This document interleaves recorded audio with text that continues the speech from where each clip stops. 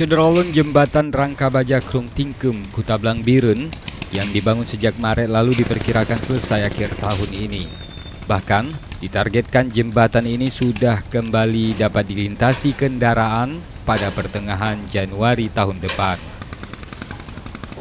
Hingga pekan ini Syederolun pekerjaan memasuki tahap pemasangan besi untuk lantai segmen tengah jembatan, sedangkan segmen timur dan barat sudah selesai dicor beberapa waktu lalu.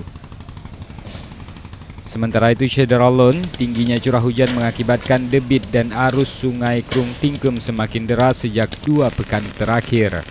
Meski demikian, aktivitas bot penyeberangan tetap berlangsung meski dengan tingkat kehati-hatian yang lebih dari biasanya.